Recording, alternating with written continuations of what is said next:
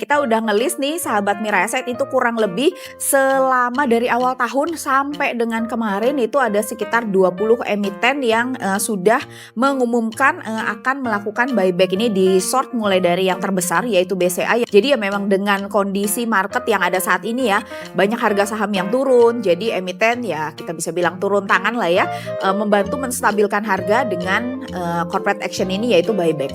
BCA yang paling atas 5 triliun, kemudian ada United Tractor dan Astra masing-masing anggarannya ya 2 triliun rupiah, kemudian TPIA, Brand ini dua dari grup Prayogo ini juga anggarannya masing-masing 2 triliun rupiah. Kemudian di situ ada BNI dengan anggaran 1,5 triliun rupiah, BRPT.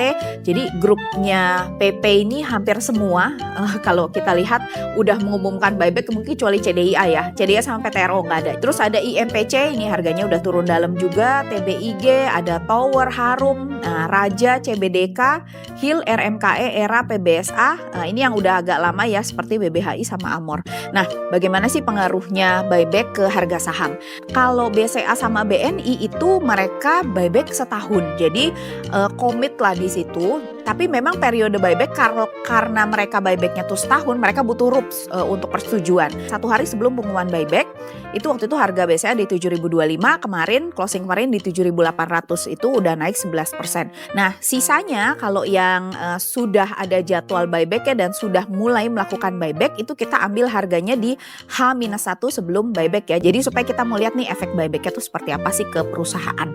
Kalau kita lihat balik ke semua saham-saham yang melakukan buyback ini ya, jadi memang overall kita lihat memang buyback itu tujuannya lebih untuk menjaga harga dibandingkan menaikkan harga. Selama market dalam kondisi yang saat ini ya lagi banyak tekanan gitu ya, buyback cuman paling nggak membantu menjaga harga. Karena selalu diingat sahabat Miraset bahwa saham yang akan di buyback ini, satu, mereka akan ngurangin free float.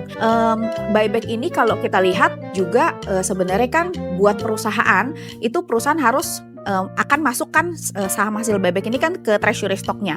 Nah di treasury stock itu setelah 3 tahun itu juga harus dilepas ke market. Makanya kalau kita lihat perusahaan tuh akan ada poin tertentu mereka akan mulai buyback. Tapi kalau harga cuma turun sedikit-sedikit itu perusahaan biasanya nggak akan buyback gitu. Jadi mereka juga kan perlu ketika mereka jualan nanti treasury stock, mereka kan juga maunya untung gitu. Jadi mereka akan ambil di harga bawah. Makanya lebih kepada menjaga harga. Kalau harga jatuh lebih dalam ya mereka akan ambil, tapi kalau harga terjaga atau malah justru naik ya mereka nggak akan melakukan buyback. Seperti itu Mamel.